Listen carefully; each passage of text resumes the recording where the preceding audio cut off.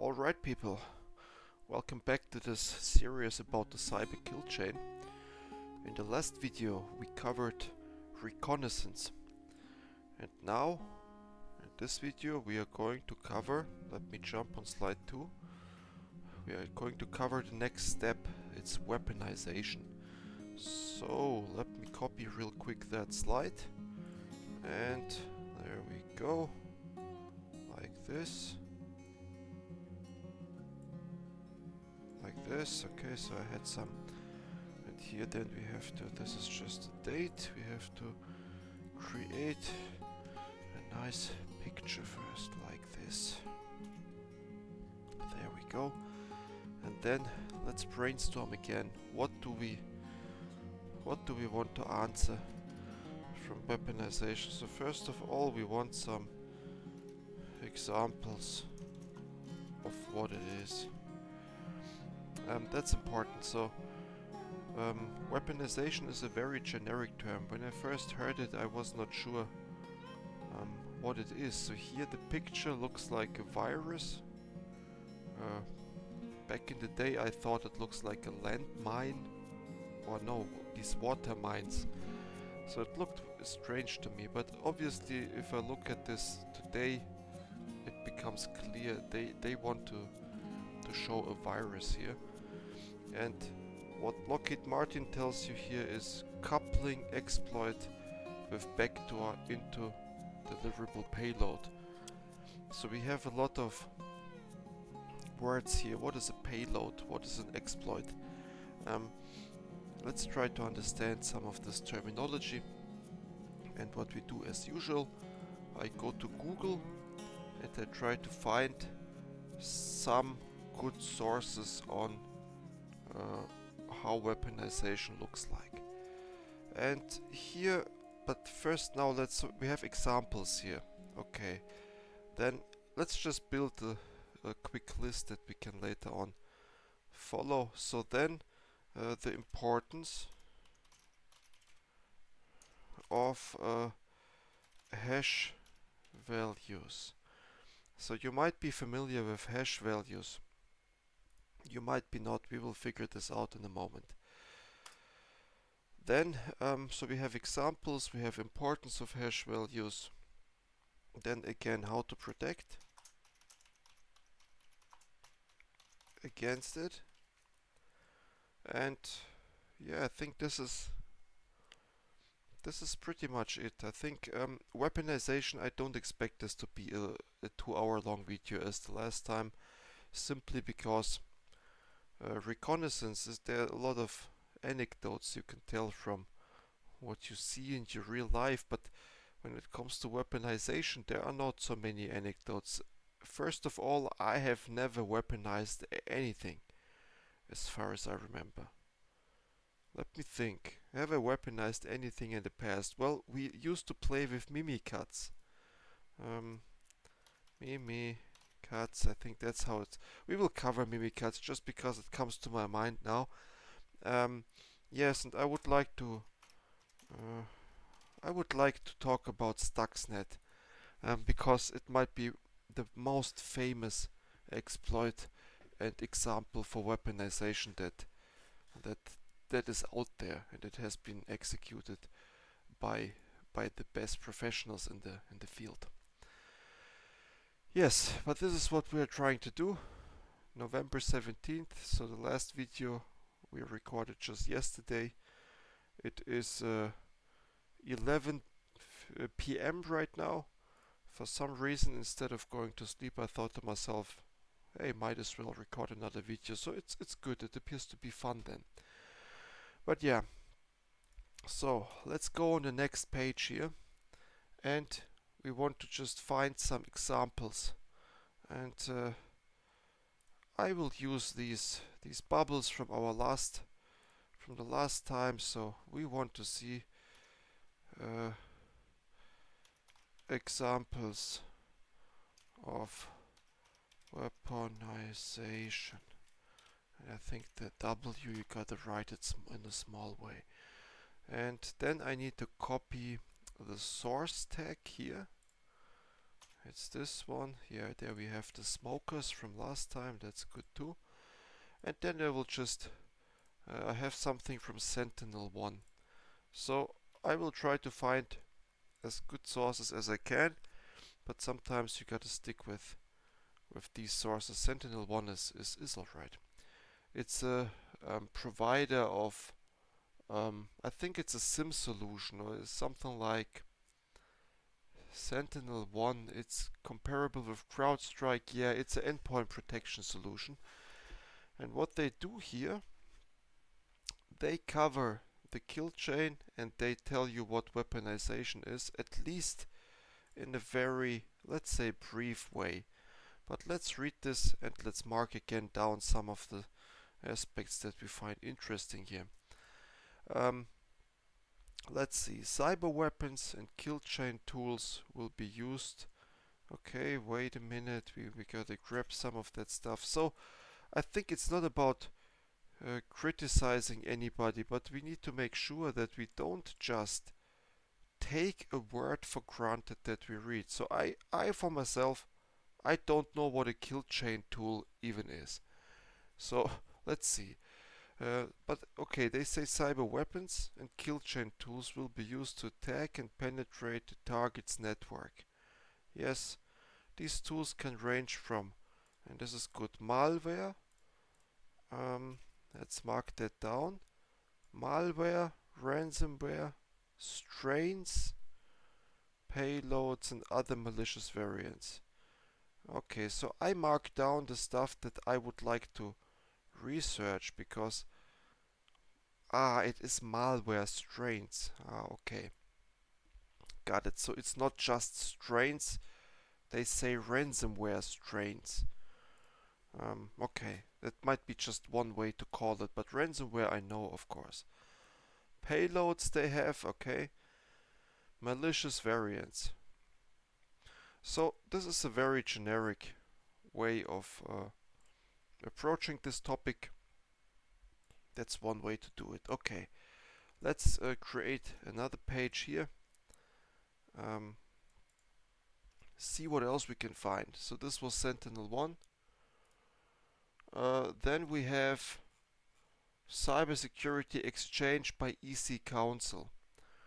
Let's see if this is any good. And while I copy, I will put you the screenshot so you can check this out. And meanwhile, I give you the source as well. So this is again a little discovery of what we can quickly find on the internet on that topic, and hopefully from credible sources. So EC Council is a provider of cybersecurity education, and they are very popular right now. They have a good reputation for providing decent educational material. So let's see what they write about weaponization. So the weaponization stage of the cyber kill chain occurs after reconnaissance. Yes, this is what we know as well. After a couple of hours, and has taken place, and the attacker has discovered all necessary information about potential targets. Yes, this is good. Discovered.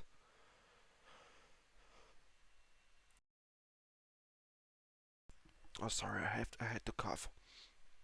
Okay, so here, unfortunately, we lost our box here. One moment, there's the box. We have to bring it to the front so we can see it now here. And here it is, all necessary information about potential targets. This is good, such as vulnerabilities. What else do we have? Such as vulnerabilities. This is the only thing. I thought they would have a list. But yes, this is absolutely correct. So they found vulnerabilities, not weaknesses. So this is the thing we see again. We found the word last time, and more we see that it is indeed correctly used here. In the weaponization stage, all of the attacker's preparatory work culminates in the creation of malware. Okay, so they use fancy language, yeah, culminates and I don't know, but they want to create malware to be used against an identified target. So we have to put the word malware here. We will try to find examples for malware. Then weaponization can include creating of new types of malware or modifying existing tools to use in a cyber attack. Okay, existing tools. What are these existing tools? So I think this might be something like Microsoft Word, maybe the attachments that you have there, the macros. They are called macros. So this might be something related to existing tools. And then they say, for example, cyber criminals may take minor modifications to an existing ransomware variant to create a new cyber kill chain tool.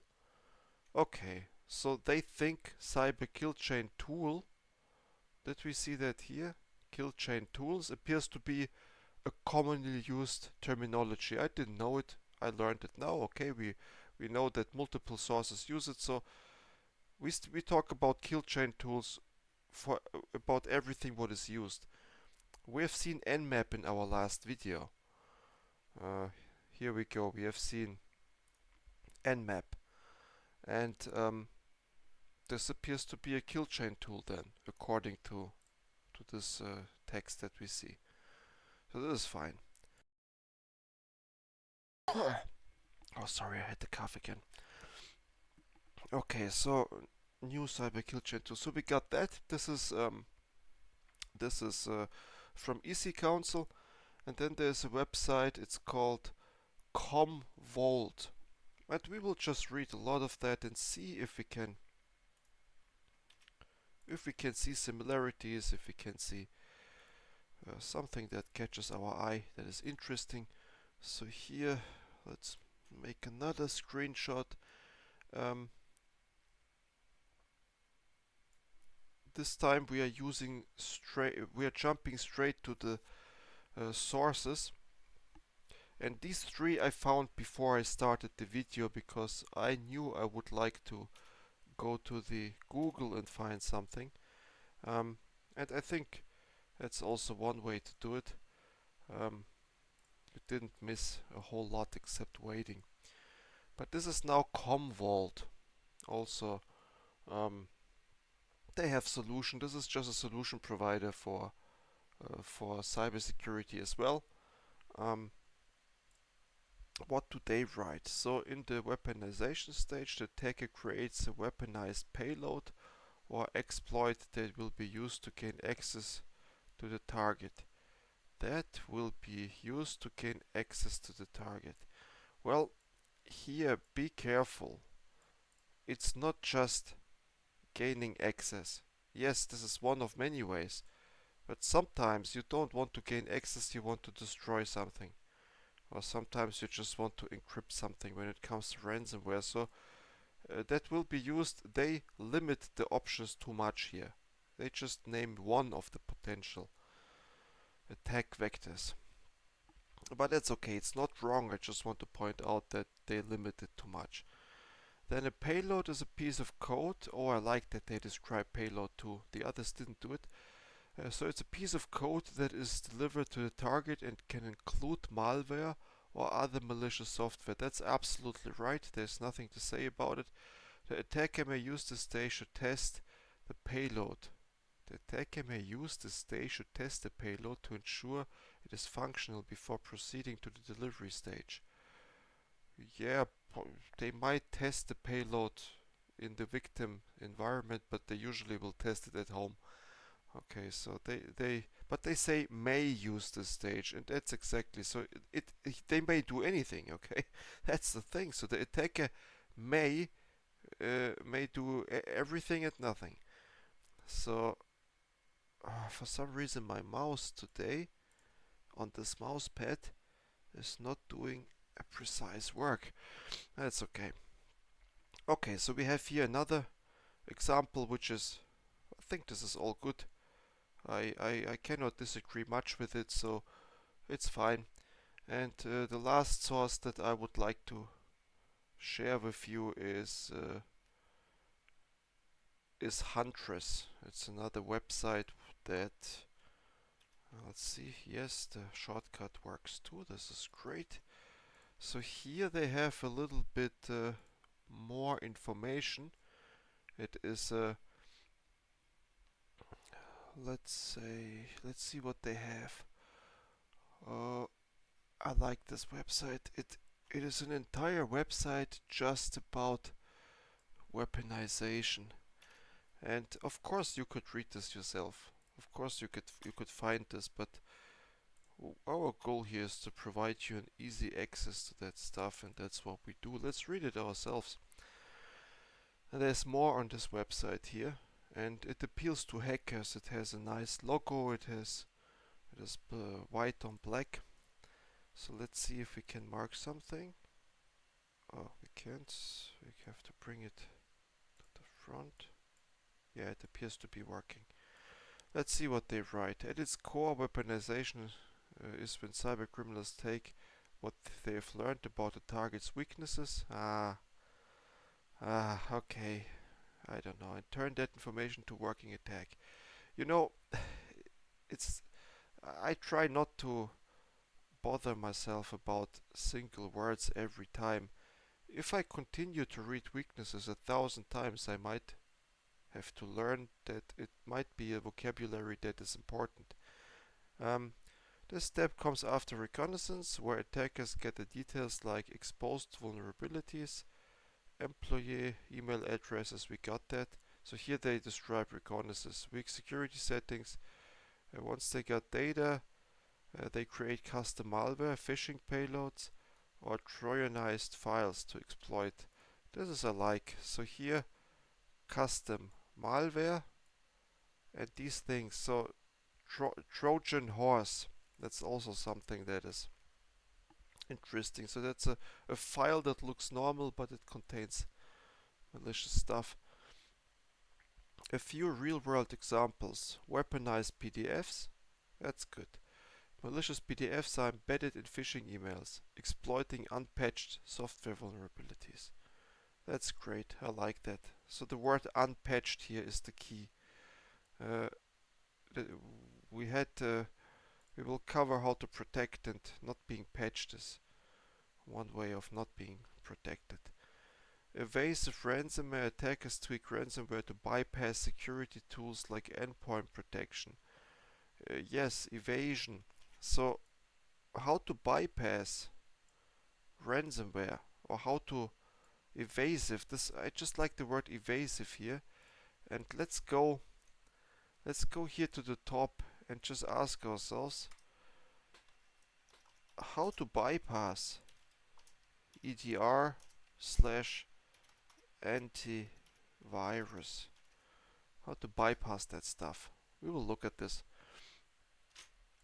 And because there's a very simple way to describe it, you don't have to be a technician to do that. And then Trojanized Office documents. A Word or Excel file looks completely normal but runs malicious scripts when opened. Yeah, that's true. Looks completely normal. That's the name of the game here. Yeah, so besides this one word here with the starting really bad, but they continue to really do a good job here. And Huntress is the website. So the goal is efficiency. The more tailored an attack, the harder it is to detect and stop. Yeah, it's a marketing catchphrase here. Efficiency as a goal. Alright, so what else do we have? What else do we have? Where does weaponized fit in cyberkill chain? We don't want that. Why should IT teams care about weaponization? Good point. I mean, hopefully a trivial answer, but we'll see what it is. So let me do the screenshot. And I just noticed that it might be very difficult on your eyes if we switch between black and white all the time. So I can't do much about it at this point. So we gotta yeah, there's nothing you can do, but let's try to not pick so many white on black maybe. Let's see. But it should be okay. There's enough white on the screen to not be too much. Let's see what we have here. So why should IT teams care about weaponization? Cyber criminals have stepped up the game. This makes traditional defenses like signature-based antivirus less effective. Yeah, signature-based antivirus. This was also how to evade antivirus. Here's why weaponization deserves more attention. Tailored threats are harder to detect. Attack success rates increase. Cyber threats evolve constantly. Yeah, what worked yesterday won't work tomorrow. So they have a lot of catchphrases from the marketing here, which is okay. Then they have AI-driven social engineering. Yeah, how to defend against weaponization. That's good. Let's read this as well. We might have picked a good source here that saves us a lot of research work. And also Huntress is obviously a provider for education on that topic. So if a company says, yeah, that sounds good, they might want to buy their consulting service here. At least that's how it looks to me. It looks like they want to sell consulting services here, which is totally fine. They can do that obviously, but just be aware whenever somebody wants to sell it to you, they won't give you the full information. They will hold crucial things back because that's what they want to sell to you. Okay, but how to defend against weaponization? While weaponization happens outside your network, uh, there are ways to disrupt an attack before it reaches you. Okay. Then train employees. Sorry for the voice. Train employees to spot attacks. Very good. This is what you would call. So this right here is called cybersecurity awareness. And what you're doing right now. What you're doing right now is awareness. So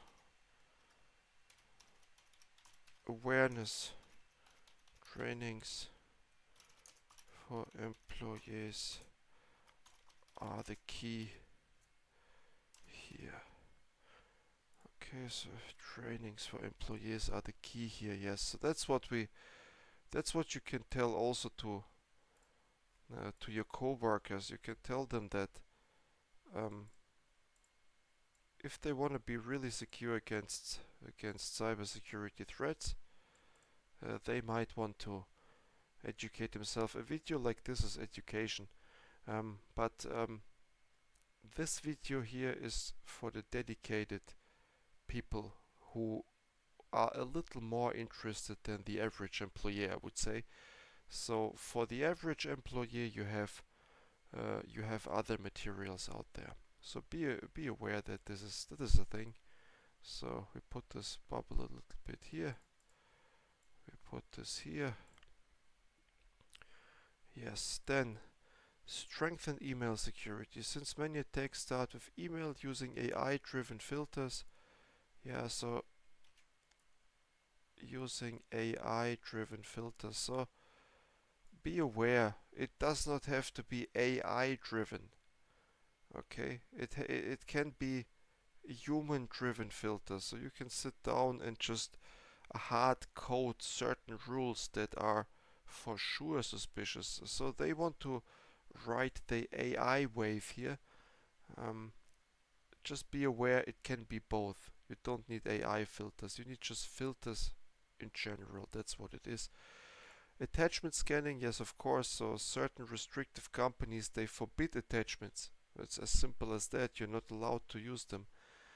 Then real-time threat intelligence can reduce risk. Threat intelligence, yes. So threat intelligence, real-time. Oh, it's in both lines. So yeah, we have to mark. You know what? We have to mark the whole thing like that, because when it contains more than one good word, we can mark the whole thing. So threat intelligence. Yes, and I forgot. So we are fighting against the attention span, right? So let me add something. So what we did now, we read 2 of the 6 points.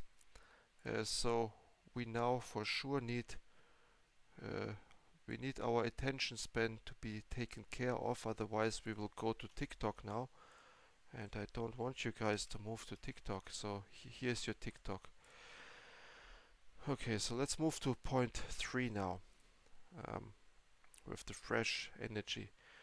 So legacy antivirus, AV stands for antivirus solution, struggle against modern threats, investing in next gen antivirus and endpoint detection. So EDR tools can provide behavior based, and that's also a good word here, behavior based, because we have 2 ways of detecting stuff: signature based and behavior based. I wonder if it's worth digging into this. Let's just create a slide, and um, we put some buzzwords here. So signature based detection, and then you have behavior based detection. So those are the two things that you can consider. We will try to find something for that in a moment. Then explore Huntress managed Microsoft Defender. Yes, so they do some advertisement for themselves, which is totally fine. They can do that, of course. Keep systems patched and updated. And by the way, I'm not being paid by these guys. Okay, so I'm not a paid advertisement person here. So if I show you stuff like this, it's really honest. I just found it on Google, and we together read it and see if it's good or not. But by any means, I'm not being sponsored. If I'm not even sure if it is worth being sponsored at all. But there is a rule on YouTube. I think you have to mark it. Then there would be a clear sign somewhere at the top of the video saying, "Hey, this is a sponsored stuff," and you should skip that stuff. Okay, I never watch sponsored content. It's just not honest. If I take money from these people, my opinion isn't worth anything anymore. I have to like them. I took their money, I have to like them. That's not how we operate. We don't take the money, we have the money, so we want a little bit of satisfaction of what we do. Money is not all. Okay, but let's move on. Keep systems patched and updated. That's good. Okay, this is one of the things that we have on the slide before, where we said how to protect, and I think we have seen it on the other sources as well. So keep systems patched and updated, because obviously weaponization is taking into account weaknesses, right? They want weaknesses, but without weaknesses, if you are patched and there is nothing to exploit, you cannot build a good weapon to break it. So what do they say? Many attacks succeed because of unpatched vulnerabilities. A strong patch management process is key to reducing risk. And here they have another good buzzword. So those are professionals. So those are consultants for sure. Okay, these people are consultants. This is not an offense. I'm a consultant myself, but patch management process. This is the buzzword that you're looking for.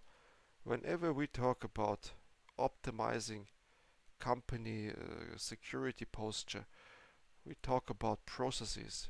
We want to optimize the processes. If you guys are interested, we can make an entire series on cybersecurity procedures, processes, standard operating procedures, run books, playbooks. There's a whole lot of topics there too. But let's not dig into this right now. Just be aware, this is not just a small word here. It's a lot behind it. But yeah, it's a strong key to reduce risk, and I agree with that. I couldn't agree more. Then use threat intelligence, and threat intelligence is another one of those big words. Okay, there's so much to it, but I would like to give you Should we look at threat intelligence? Yes, yes, we should. We should look at threat intelligence. So let's copy this. Oh, not this. Wait a moment. Let's look at threat intelligence on another blank page. A quick glance at threat intelligence. There we go. And now I go to Google and I type in threat intelligence vendors, because we want some tools the way we used. Yes, so let's see what we have found. Again, there's some German text about it. This is artificial intelligence again. So this is Google AI at the top, and I recognize some of those. So CrowdStrike, obviously. Recorded Future, yes. IBM has some of them, yes. Palo Alto Cortex, yes. Cisco. Yeah, so the one that are really popular as far as I can tell is Recorded Future, CrowdStrike, and from IBM you can get this as well. I would like to take a time at a separate video maybe. We don't dig into these things right now. Okay, threat intelligence is a big topic. Let me show you threat intelligence from SANS. Cyber threat intelligence. So the SANS Institute. We will do it like this now. We will copy that. We will copy the source. So you can educate yourself really well on that, and I like the website a lot. SANS, by the way, is one of the key cybersecurity educators out there. They're really, really professionals, but let's show what they think is important when it comes to there we go. So I messed up the order. Sorry, I should have first did the screenshot and then the source so you can read.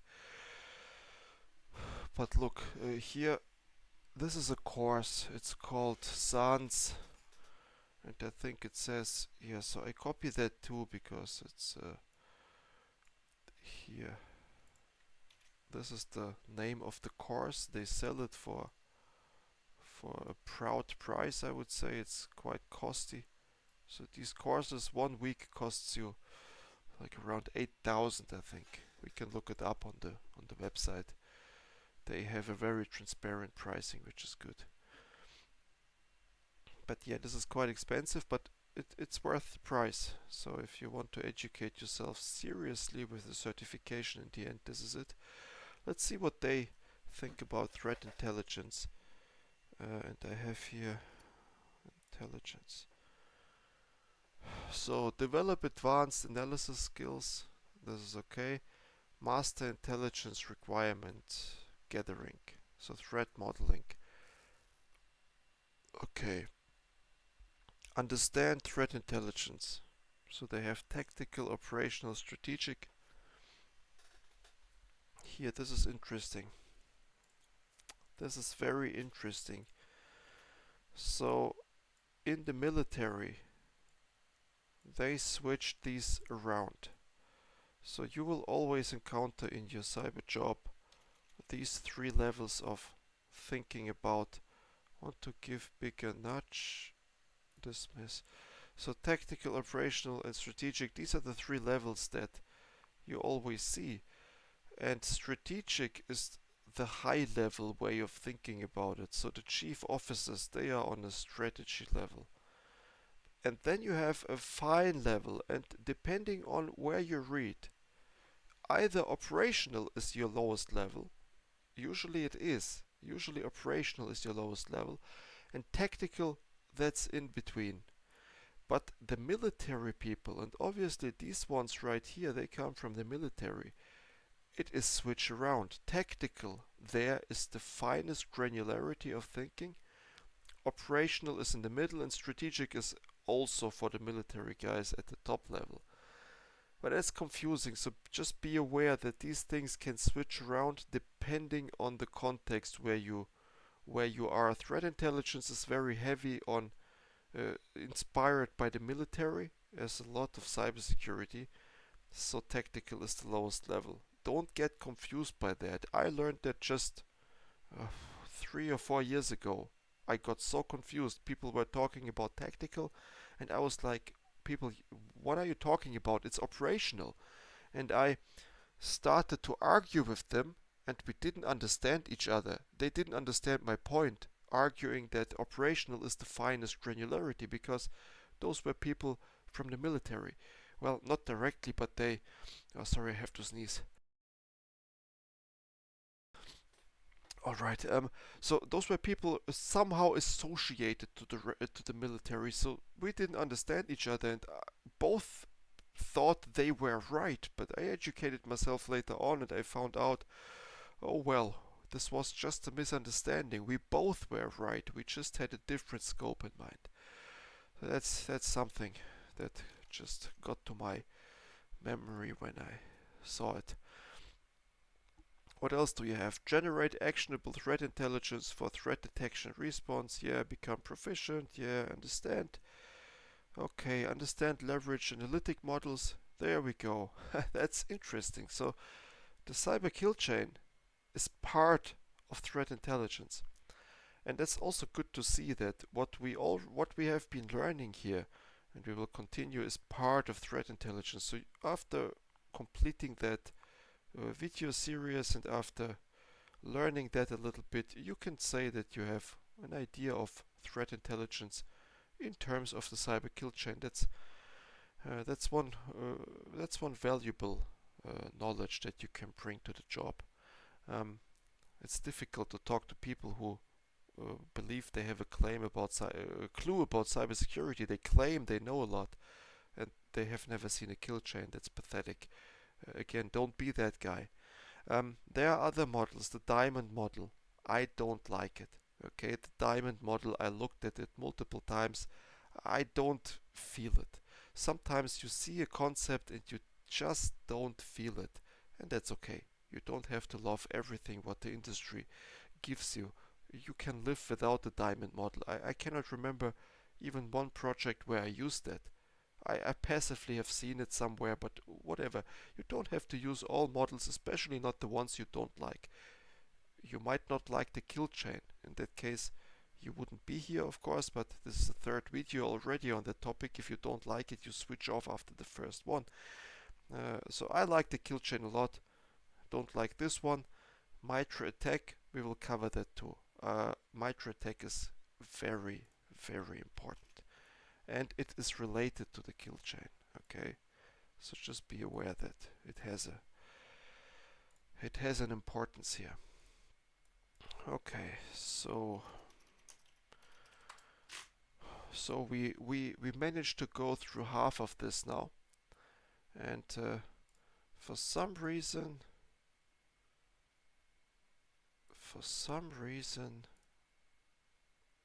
Google, yeah, for I don't quite understand why Google is. Sorry, you guys. So Google was trying to verify if I'm a human or not. So, but what I was trying to do is, I realized that this stuff right here, it's not just funny, it helps us to stay on the page. So we read through half of this, which is a good job. And now we see the second half. Business takeaways. Understand the ever-changing cyber threat landscape. Practice analytic techniques. So when these people talk about cyber threat intelligence, they don't talk in terms of the tools that we have here. They talk about creating it yourself, which is pretty cool. Okay, it's much better to create your own cyber threat intelligence instead of just consuming it from somebody else. But that's obviously what they have in mind here. And Yes, and now I also understand. I don't know if it is appropriate if I put faces of people here. I think it isn't. So look it up yourself on the website. But the instructor is a network warfare analyst and chief of US Marine Corps unit. So that explains why it is tactical, operational, strategic. So the instructor here is heavily influenced by military. That's what it is. Okay, and yes, yes. So, but what else do we have? Practic key for leaders. Okay, identify cost effective. Yes, the business always cares about cost effectiveness. Effectively communicate threat intelligence. Effective communication is what I try to do here. Okay, so I try to provide you with a visual representation of my train of thoughts. This is effective communication as best as I can do it, but this is always something to improve upon, and I can also recommend to you here to always train that skill. And you have many opportunities. So in your job, whenever you have a chance to present something, don't shy away from that opportunity. When I was younger in the first years of the consulting job, I didn't want to present a whole lot. I didn't feel comfortable doing it, but still I had to present things every now and then. And the more you do it, the more fluent you become. And I can only recommend you to not shy away at that challenge. It's worth it's worth doing for sure. And this is what they teach you in the course as well. By teaching you a model, you can effectively communicate. Become a force multiplier. That's a business lingo. We don't even read the rest of the sentence. If it starts with force multiplier, it doesn't matter so much. But they are absolutely right, of course.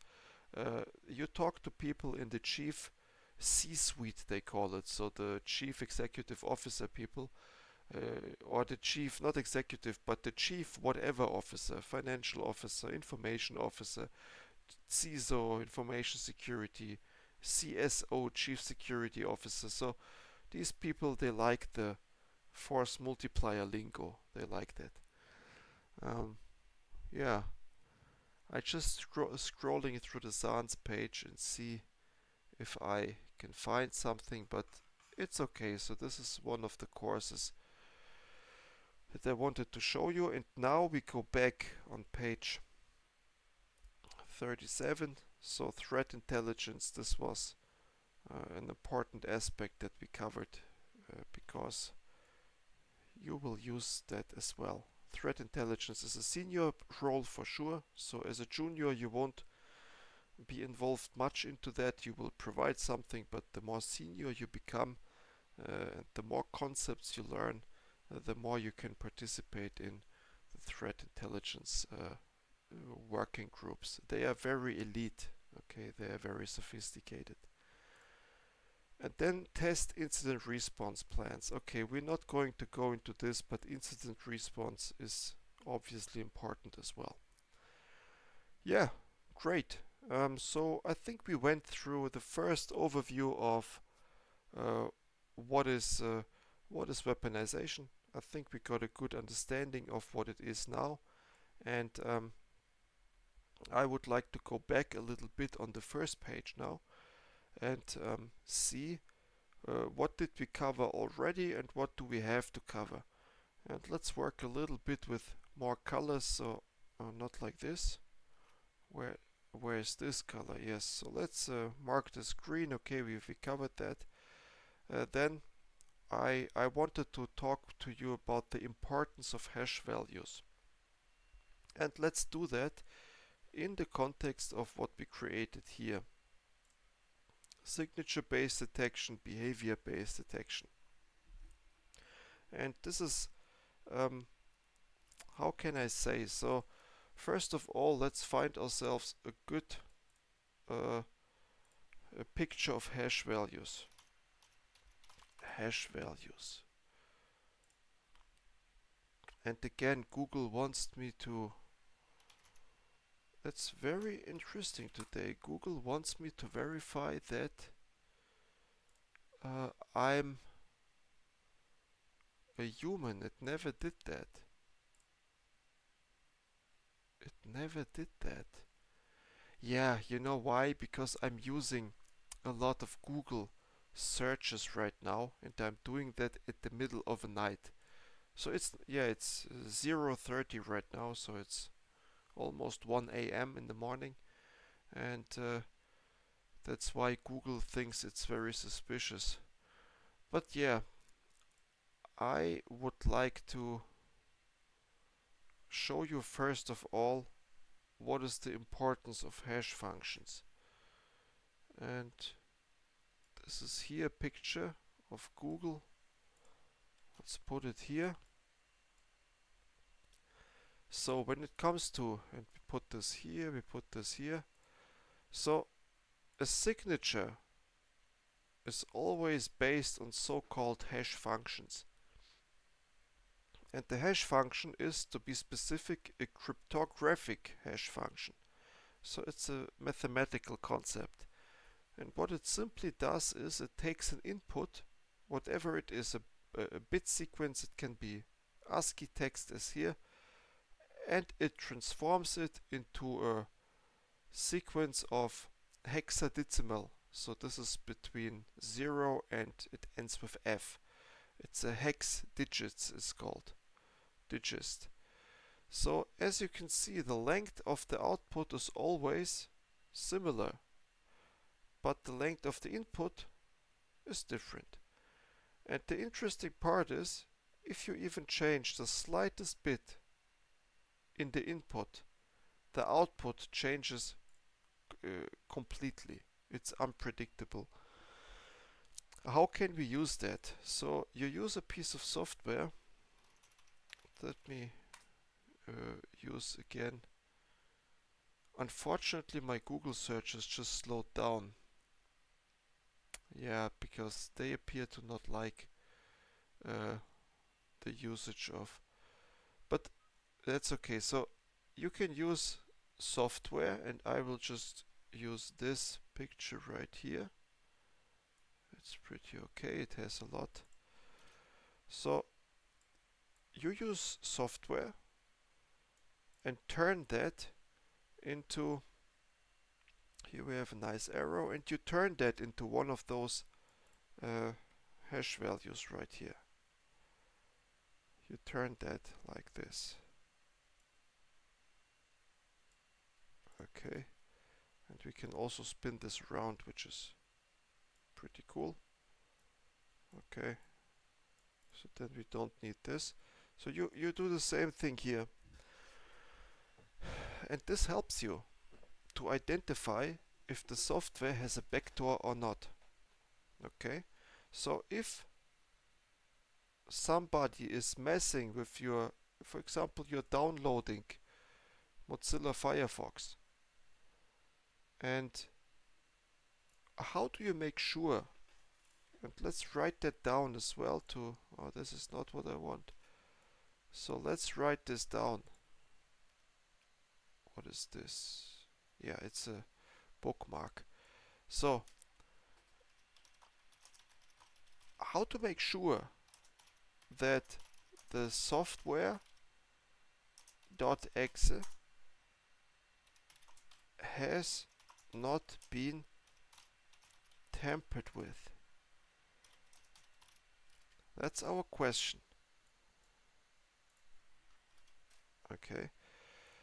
And usually you do that by creating a hash value of that exe, of that executable. And there are functions to do that on your computer. Usually other people, professionals, will do that for you, but I will show you now how it looks like.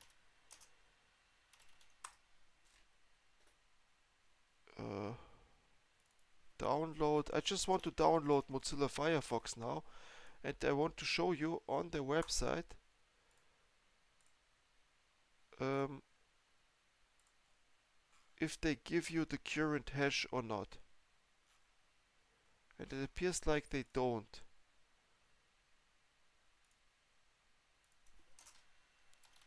With hash.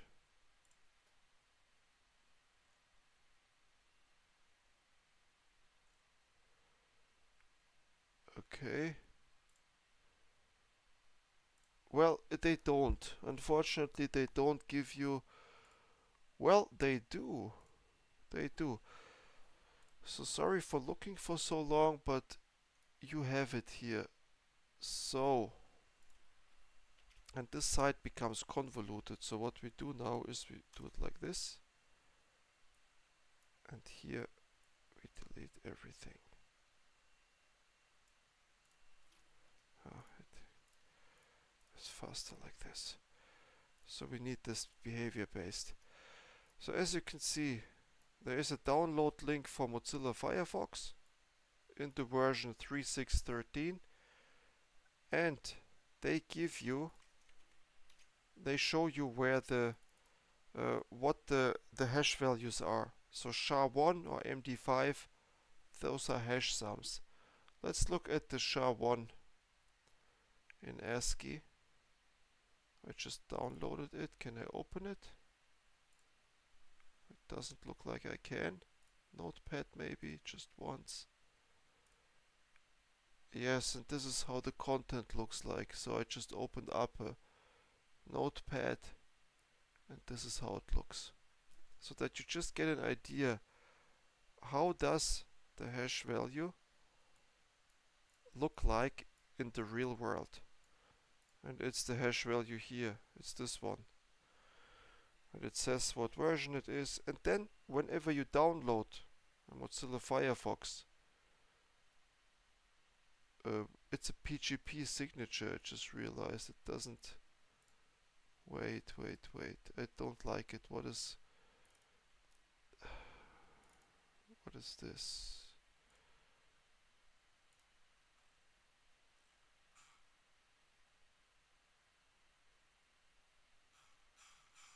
Yes, this is more like it. Sorry, so this looked good, but it wasn't. So this is how it looks. It should look like. Here, they have hash sums for each. This is how hash sums look like. So see, you have on the. I need to make it a bit smaller here. But that's okay. So on the right side, you have what version it is. So for what machine and what file it is. And on the left side, this is how a hash value looks like. A SHA-1 sum, they call it here. And you can compare these things. Okay, so if you download a piece of software, you can compare if the hash value is the one that the publisher provides you. So why do we do this? If somebody is tampering with your file, you should be able to the hash value will be different, and then you will know, aha, this file might have the same name, but it has a different hash value, so somebody changed the file, and this is how you know it has been tampered with. Now, signature-based detection is working based on these hash values. It's creating files, it's hashing them, and it looks them up in the database if they have been reported as malicious or not. If they have been, the antivirus triggers. If it hasn't been, it doesn't trigger. Well, the thing is, signature-based detection cannot know all of the permutations that you can have possibly in the hash values. So if you change a virus just a little bit, signature-based detection doesn't work anymore. That's why it is, they say it's old school. Behavior-based detection is different. Behavior-based detection is focusing on, and let's just go to Google again, behavior-based threat detection. And let's find there's Microsoft. Here, CrowdStrike has a good reject all cookies. And then, yes, I give you a CrowdStrike source here on the behavior. And I think this should be fine. So behavior-based detection, it's this. And then I will add a source in a moment. There we go.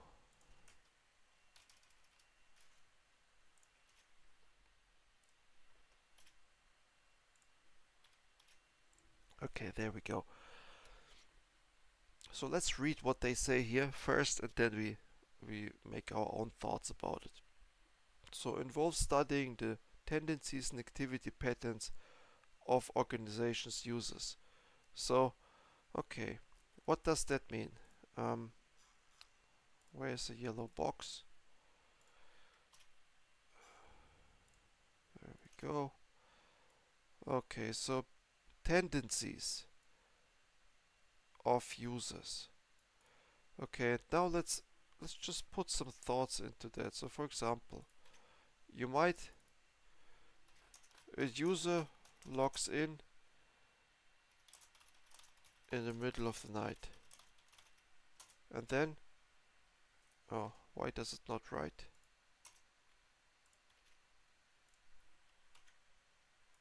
Interesting. Did just my no, okay. A user logs in the middle of the night. I thought the battery died of the keyboard. And this user usually works 9 a.m. to 5 p.m. Okay, so it usually works like this. A system or a rule that you can create, this would be behavior analytics. You would see some strange behavior, or another strange behavior would be an application. An application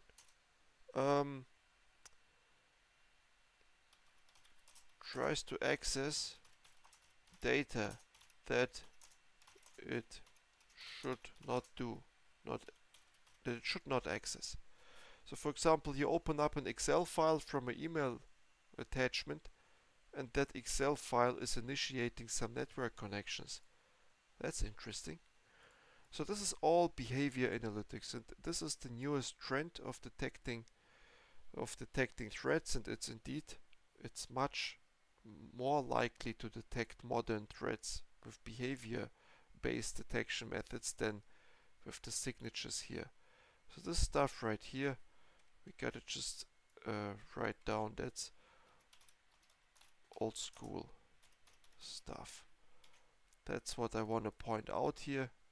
We do it in a small, of course. That's old school stuff. Okay, let's give it a friendly color as well. This is not a friendly color. So that's old school, and yes, you gotta start somewhere, but we moved on. And here modern cyber threats grow in complexity and subtlety. The role of behavioral analytics in cybersecurity likewise grows more significant. This is absolutely true.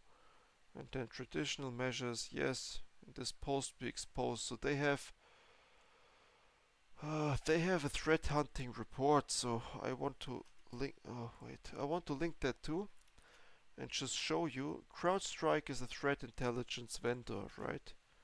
And they have reports like this. Threat hunting and threat intelligence is connected to each other. In order to hunt something, you need to gather intelligence. That's how it is connected. But as you can see, they have a report 2024.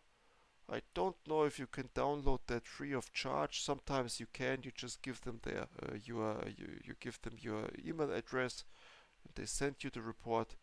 Disadvantage: they will write you emails and trying to sell something, or ask you how you liked it or whatever. So it's not really what you want. Yes, but this is the difference between signature-based detection and behavior-based detection. How do we even get to this topic? Why are hash values important? Well, because in the work of weaponization, the hash value of a non-malicious application changes, and that way you could detect it. You could see, hey, it has been tampered with. You don't know by the hash value if it has been tampered in a good or in a bad way, but at least you can see it has been changed, and as a result of that, you can be cautious, not execute it. How to protect against weaponization? We covered it by pretty much by this behavior-based detection approach. So you can find weaponization by monitoring or by using solutions that are capable to monitor behavior of applications or behavior of users. And this is how you can detect that something is weaponized. Okay, so this is enough for now. We can obviously go into the topic of, we can go into awareness as well, awareness campaigns. Don't open macros, be aware of who is sending you the email. If you don't know the sender, you should never open up the email attachments. And let me think, how did I get to Mimikatz? Well, Mimikatz are solutions that I will show you Mimikatz now, but I think it might just what it does and why is it important. What is, because I found that word funny, Mimikatz, when I first saw it, and I thought it's a joke or I didn't take it serious, but Mimikatz usage. Mimikatz. Yeah, Google is slowing me down here if I'm using a lot of searches.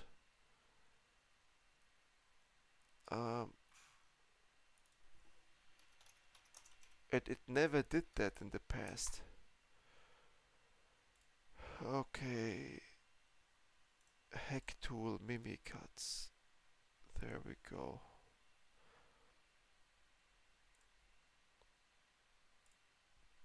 All right. One moment, I have it. Here, this is the source for this is Microsoft. I copy that too. There we go. So I just want to show you, this is a typical tool that is highly suspicious, and this is one of those weapons. Okay, when we talk about weaponization, this is a weapon that has been created. This has been weaponized, and it says it is a well-known hack tool used to extract Windows passwords in plain text from memory. So if you have this on your system and it's being executed, it just grabs your passwords, and whoever is logging in, let's say on a domain controller, it gets all of your passwords, and then it can log in itself, the hacker. And it says here, inject code into remote processes, generate golden tickets. This tool is used by red teams and real threat actors alike due to its powerful toolset and open source nature. Yes, this is like Nmap. It's one of those all-time classics. Allowing for easy modification. This tool is still regularly maintained and kept up to date with latest changes in Windows. Mimikatz is often delivered and executed without writing to disk in an attempt to avoid detection. Yes, so it can live in memory, which is interesting. Alert level high. So this is one of the possible weapons, and that is why I wanted to show you the Mimikatz. I don't like... Is there a logo of Mimikatz? Let's see. Let's go to Google Pictures. So I noticed Google slowed down ever since they use AI. Okay, so here's a screenshot, and let's open that in a new tab. Yes, this looks This looks good. I just need a good screenshot now of this. Not like this. Copy the graphics. There we go. So we put now this at the top, I think. One moment. Need to rearrange a little bit. Like this. Like this. This can be a little smaller. This can go up. And this can be bigger now. So this is how it looks like. Again, white on black. And I think this is a cat's eye, I think. And they have some fancy sayings here. What is à la vie, à l'amour? I don't know what that means. You might write in the comments what that means. It's something, l'amour. It's something like love, I think. Yeah, and then log on passwords, authentication, username, and it also gives you all kinds of information about that user as it looks like. So the server, then you have sfill, and you have the SHA-1 hash value of the password as it looks like. So with that you might be able to log in instead of that user. Yeah, so Mimikatz, this is one of the classic examples. That's why it came to my mind at the beginning. And then, so I think we come to the end. How to bypass ETR antivirus, we covered that. That one we covered. And now just take a moment and try to remember where it was. It was here on that page. Here. Signature-based detection. This is how you can evade antivirus. And EDR, so the modern solution, endpoint detection and response, you can evade by not doing suspicious behavior. So if you hijacked an account, don't try to log in at the middle of the night with that account. Use a wiser time. Same with applications. They call it being noisy, causing a lot of noise while achieving your goals, but you can evade behavior-based detection by simply also mimicking the behavior of the other participants in the network and not being suspicious. This is how you can evade detection. So this means there is no silver bullet against weaponization, unfortunately. And yeah, so in the last but not least, we have now Stuxnet. Stuxnet is just an interesting story. I would like to show that to you. And first of all, let's close all of my browser windows. As usual, we have a lot of them here. And let's just Google Stuxnet. You will hear a lot about Stuxnet, and I just want to a summary of that. Stuxnet summary. What is Stuxnet by Trellix? Trellix is a pretty yeah, I copy something on the screen first of all, and then you can read it while I look up for more interesting information.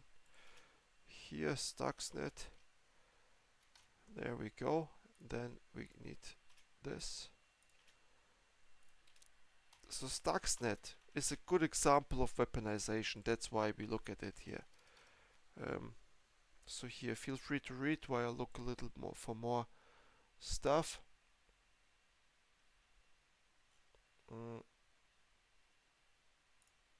Stuxnet, do we have some good pictures?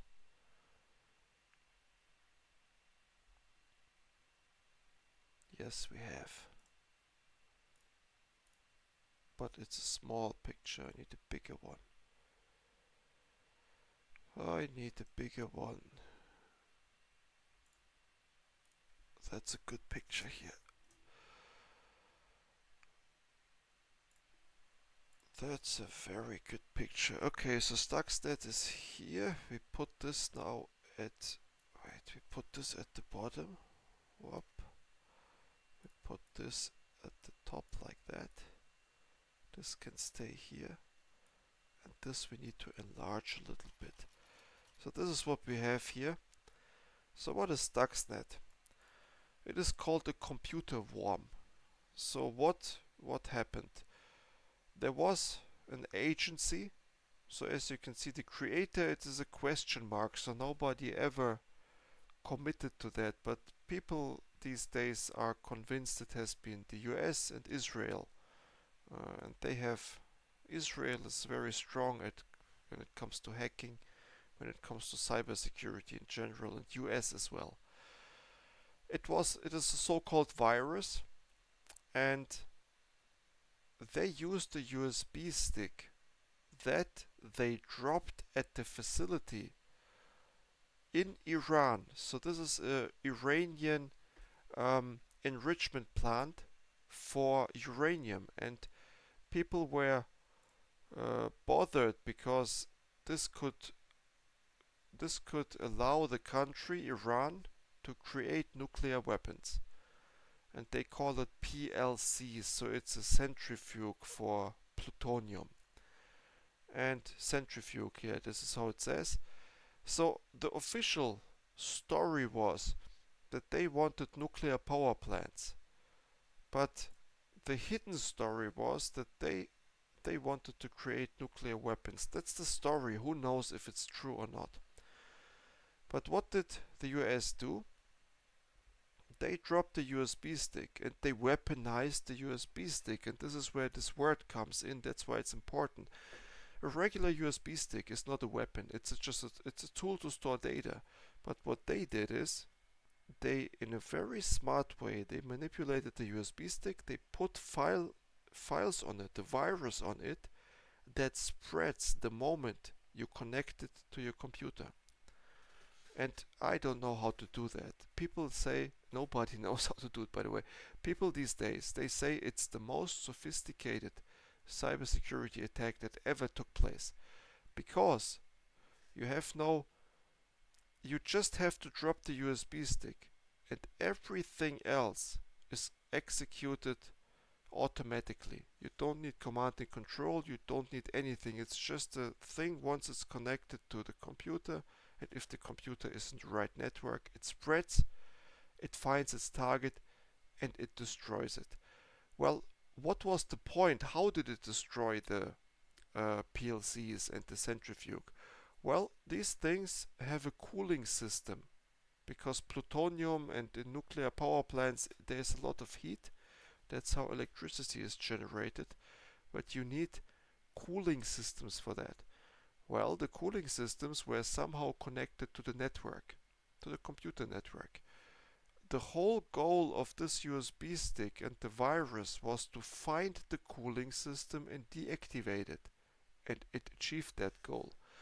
If you deactivate a cooling system in a nuclear power enrichment plant, or power plant, or these PLCs, well, what happens? They self-destruct. They overheat quickly and they self-destruct, and there's nothing you can do.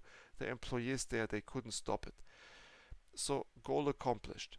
But this is a very, very good example for weaponization, and in this case it's USB stick.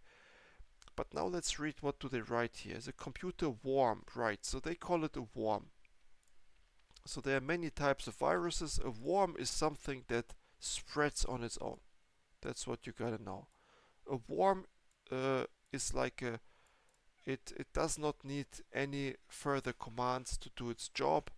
It infects as many systems as possible, and it's used to just cause a lot of damage. A regular computer virus is not acting like this. It stays on one system. It does not necessarily spread, but a worm is meant to spread to as many systems as possible. And here it infected the entire network, and it had a scanner on board. It was scanning for a very specific cooling system, and once it found that system, it executed code on it to deactivate it. It did not affect any other machine because it was not the target. But once it finds the target, it has a specific, it's called payload, as we read before. It executes the payload, and hopefully it is engineered in such a way that it's sufficient to shut it down or manipulate it in a way. But this was a professional attack. The creators here, they knew exactly what cooling machines are in place, and this allowed them to deactivate it. Yeah, but let's continue reading. Was the original aimed at Iran's nuclear facilities and has since mutated and spread to other industrial and energy producing facilities. Has since mutated. That's interesting. So, yeah, I think that's what it said on the website. So there are multiple mutations of that. The original Stuxnet malware targeted the programmable logic controllers, or that's what it is. It's not plutonium. Logic controllers used to automate machine processes, so it was cooling. It generated a flurry of media attention after it was discovered in 2010 because it was the first known virus to be capable of crippling hardware and because it appeared to have been created by the US, NSA, the CIA and Israeli intelligence. Yes, quite interesting. And it appears like it mutated even. So let's add that as well. I make this picture a little smaller now. Because here we have the legacy of Stuxnet. And that page is, oh, I forgot to add, but we will add it now in a moment, the source. We always need to add the source if possible. Yeah, so I think here in this corner was nothing anyways. Yes, exactly. There was nothing in that corner. Okay. Yeah, what is the source? Let me jump here. And this is the last slide for today. I think we covered a lot. And I think we have an idea of weaponization now. But yeah, this is the source here. And if I look at the clock, it's 1 hour and 17 minutes this video goes on. Again, the idea was not to spend a lot of time because weaponization appeared like a small topic to me. But as last time, there's more to look at and more to look into. So, but yeah, here you can feel free to read that. This is like how it's mutated. I was not aware that Stuxnet is still a thing, but here it says most recent 2018, an unarmed virus, unnamed, unarmed. I was like, okay, why should they have no arms? An unnamed virus with characteristics of Stuxnet reportedly struck unspecified network infrastructure in Iran. So for some reason they target Iran with that Stuxnet stuff. Interesting. Again, Middle East, Havocs, targeted mainly US, European, Canadian. Okay, so it hits US companies too. So for some reason I thought it's a Middle East thing. But it is mostly Iran countries. Yeah. Interesting. So it still lives.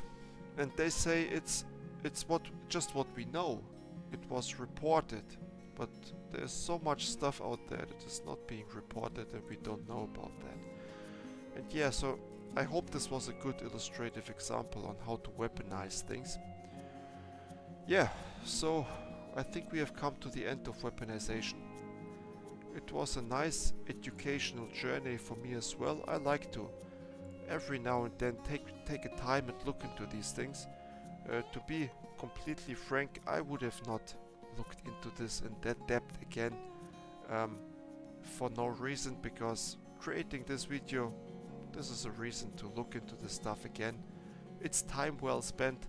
I hope you liked it too, and let me know in the comments what you think about this video, and see you guys next time when we talk about, let's see, so the next time after weaponization comes delivery, I believe. Yes, after weaponization, next time we'll see you with delivery. Take care and goodbye.